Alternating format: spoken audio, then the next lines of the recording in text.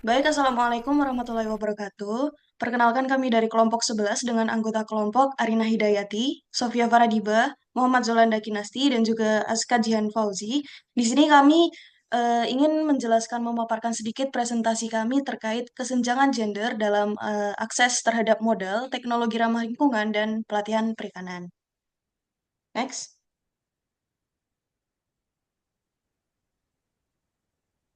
Pada bagian pendahuluan, dalam dunia perikanan, gender memegang peran penting dalam menentukan pembagian kerja. Dalam wilayah pesisir, gender seringkali dianggap sebagai suatu tumpuan di mana pekerjaan antara gender laki-laki dengan gender perempuan itu berbeda. Namun, kedua-duanya ini mendapatkan akses terhadap sumber daya dan peluang ekonomi yang diterima pada tiap-tiap individu. Jadi, tiap-tiap gender, mau perempuan maupun laki-laki, itu dapat pekerjaan yang sama, sehingga pekerjaan yang sama ini berpeluang meningkatkan ekonomi tiap-tiap gender tersebut, tiap-tiap kebutuhan secara individu tersebut. Lanjut.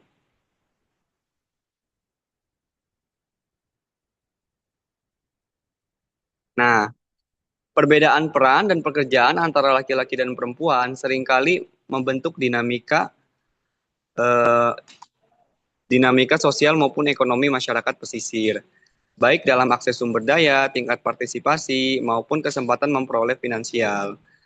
Kedua gender mendapatkan hak yang sama dalam memperoleh nafkahnya sendiri-sendiri. Artinya, dalam perikanan, gender sebenarnya berpartisipasi secara langsung maupun secara tidak langsung, di mana gender sendiri, baik laki-laki maupun perempuan, memiliki akses sama terhadap sumber daya ikan. Next.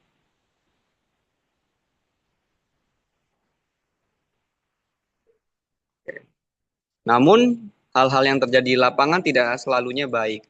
Terdapat terdapat hal yang membuat kesetaraan gender tidak terasakan dampaknya secara langsung di masyarakat pesisir. Dan terutama dampaknya lagi dengan memperparah kondisi yang didukung oleh perubahan iklim. Dan lagi-lagi korbannya itu pada gender wanita ataupun gender perempuan. Sebagai berita yang saya cari, yaitu ada di yourside.id, tak tercatat secara statistik, tapi dapat menghidupi pesisir.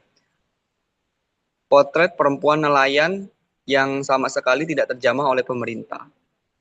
Dan selanjutnya, video yang saya akan tampilkan merupakan video yang saya dapat dari salah satu platform media sosial. Videonya adalah sebagai berikut. Next.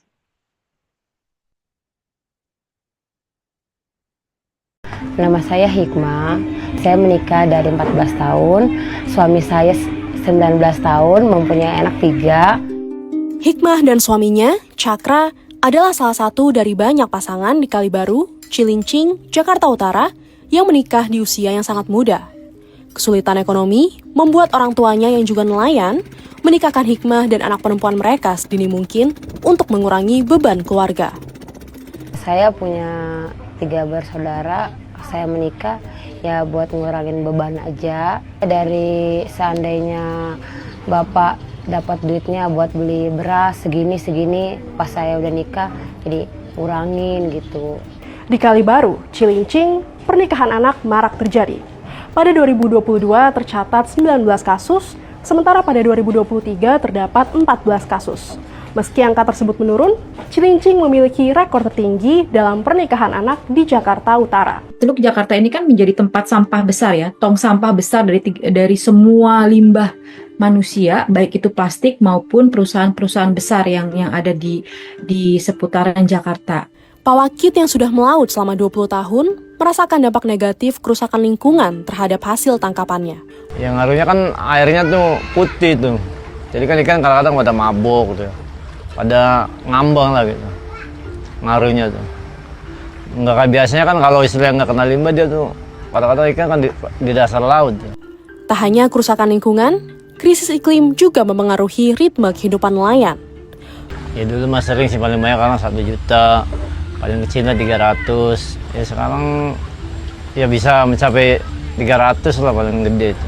Kasus pernikahan anak juga terjadi di beberapa wilayah pesisir utara Jawa. Memang dianggap ya perempuan ya urusannya cuma dapur, sumur, kasur gitu.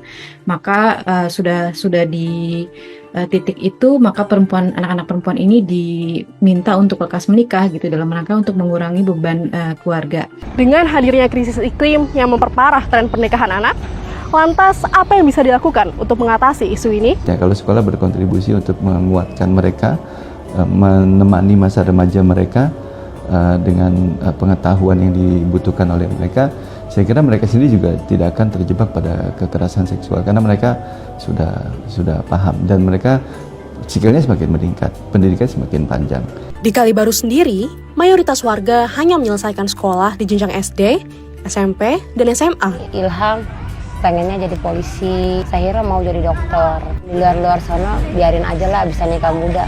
Tapi kalau saya pengen ngebagian anak saya mau berjuang biar anak saya itu sekolah tinggi dulu. Kesenjangan gender dalam pelatihan perikanan merupakan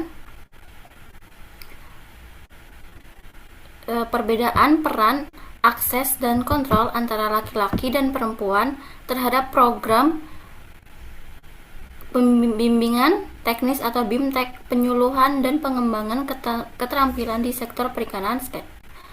Hal ini mencakup ketidaksetaraan partisipasi di mana perempuan, meskipun dominan di pasca panen dan pengolahan ikan, ini memiliki akses lebih rendah ke pelatihan formal dibandingkan laki-laki yang mendominasi penangkapan ikan. Faktor penyebab dari terjadinya kesenjangan gender pada pelatihan perikanan, yang pertama ada budaya patriarki. Di dalam konteks perikanan, budaya patriarki ini membuat anggapan bahwa melaut itu hanya menjadi hak laki-laki, sementara perempuan dianggap sebagai pendamping yang hanya membantu di rumah atau dalam pengolahan ikan tanpa akses ke pelatihan keterampilan baru. Akibatnya, perempuan seringkali tidak mendapatkan informasi atau kesempatan yang sama untuk mengikuti pelatihan formal yang diperlukan agar bisa mengembangkan kemampuan dan meningkatkan peran mereka dalam sektor perikanan. Budaya ini melekat turun-temurun dan memperkuat pembatasan akses perempuan ke peluang pengembangan diri yang sangat diperlukan untuk pemberdayaan dan kesetaraan di sektor perikanan.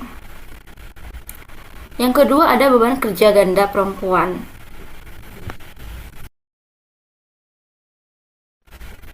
Beban ganda perempuan menghadapi mengurangi waktu dan energi untuk mengikuti pelatihan. Banyak waktu dialokasikan untuk rantai perikanan praproduksi hingga pasca panen, yang menyebabkan kelelahan dan marginalisasi dari peningkatan keterampilan. Yang ketiga ada bias institusional dalam program pemerintah.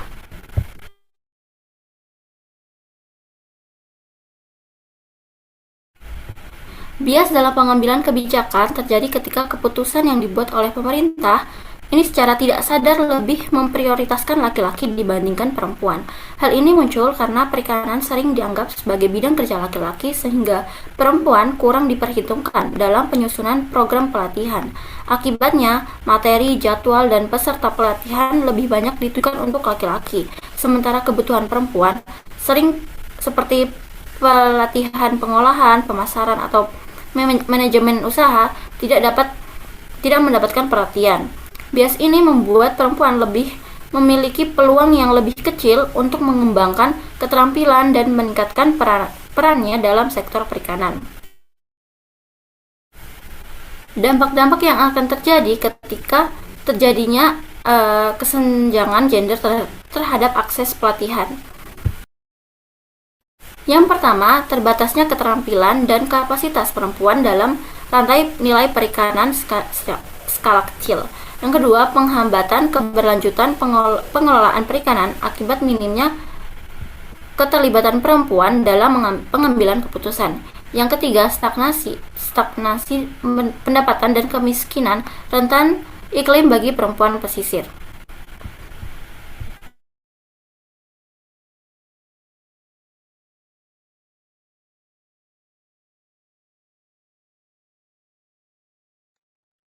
Baik, selanjutnya adalah kesenjangan terhadap akses teknologi ramah lingkungan. Nah, dalam grafik tersebut memperlihatkan bahwa perempuan hanya sekitar 6% dari pekerja di pekerjaan hijau, sedangkan laki-laki sekitar 22% di negara maju. Nah, ini menggambarkan ketimpangan akses terhadap sektor dan teknologi yang ramah iklim. Nah, hambatan utama yang menjadi sebab atas kesenjangan terhadap akses teknologi ramah lingkungan ini adalah yang pertama stereotip STEM atau persepsi teknologi eksklusif dari laki-laki, di mana biasanya perempuan ini kesulitan dalam memahami dan mengoperasikan teknologi baru, misalnya IoT, untuk irigasi hemat air, aplikasi pemantauan kualitas lingkungan, ataupun platform perdagangan karbon. Selanjutnya adalah keterbatasan akses infrastruktur dan perangkat, di mana biasanya perempuan lebih rentan terhadap misinformasi dan kekerasan berbasis digital, yang membuat mereka semakin enggan untuk masuk ke dalam ruang teknologi. Serta yang terakhir adalah literasi digital yang masih rendah, di mana rendahnya literasi digital ini membuat perempuan itu kadang sulit untuk memahami dan mengoperasikan teknologi-teknologi baru, sehingga mereka enggan untuk mengenal apa itu teknologi dan bagaimana cara kerjanya karena hambatan-hambatan tersebut. Next.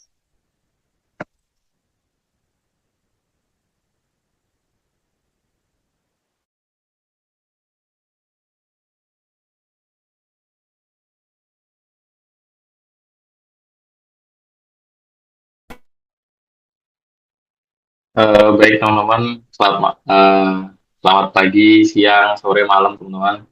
Jadi di sini saya akan menjelaskan tentang kasus berdasarkan jurnal teman-teman. Jadi jurnal saya yang saya kutip tidak memberikan seperti diagram maupun tabel teman-teman, uh, tapi langsung dari itu teman-teman, langsung dari uh, penelitiannya. Nah, pada nomor satu teman-teman ini emang dari artikel tidak langsung menyebutkan teman-teman, cuman saya cocokkan pada kesenjangan gender dalam akses modal. Nah, perempuan nelayan di Indonesia itu tuh tidak diakui secara penuh sebagai pelaku utama teman-teman.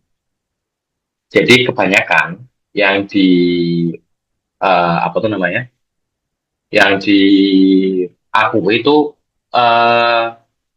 nelayan laki-laki teman-teman, atau nelayan yang pria.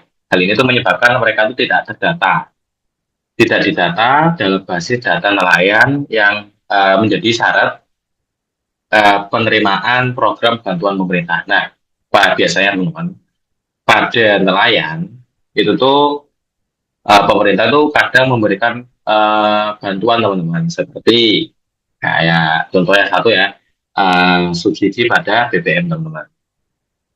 Terus akibatnya perempuan itu uh, sulit pada perempuan nelayan itu tuh sulit mengakses dukungan finansial seperti kayak mau kredit usaha kesusahan, mau subsidi juga kesusahan, maupun bantuan alat tangkap yang umumnya diberikan kepada nelayan laki-laki teman-teman. Biasa kan alat tangkap tuh kalau bantuan dari pemerintah tuh ada diskonnya teman-teman. Nah, lanjut teman-teman. Kondisi ini itu memperlihatkan bahwa hambatan legal dan administratif secara sistematis membatasi akses perempuan terhadap model yang diperlukan untuk meningkatkan ekonomi mereka. Lalu pada poin 2 teman-teman, kesenjangan gender dalam akses teknologi ramah lingkungan. Bantuan sarana dan prasarana perikanan seperti alat penangkapan ikan dan teknologi pengolahan lebih diarahkan kepada kelompok nelayan laki-laki yang dianggap sebagai pihak yang berhak, teman. Jadi terjadi apa ya teman, kesenjangan gender di sini. Terjadi kesenjangan gender karena pada perempuan ini mereka seperti apa ya, kayak seperti kurang dianggap oleh pemerintah lah dan oleh masyarakat. Sementara perempuan yang banyak bekerja pada tahap pasca panen dan menjadi mutu hasil perikanan tidak mendapatkan dukungan teknologi untuk meningkatkan kualitas dan keamanan pangannya. Lalu pada hal tersebut membuat perempuan itu tetap menggunakan metode yang tradisional yang masih kayak apa ya, masih tradisional teman-teman, yang kurang efisien pastinya, sehingga menghasilkan produktivitas lebih rendah dan nilai ekonomi yang terbatas dibandingkan laki-laki yang mendapat seperti bantuan maupun subsidi gitu. Next.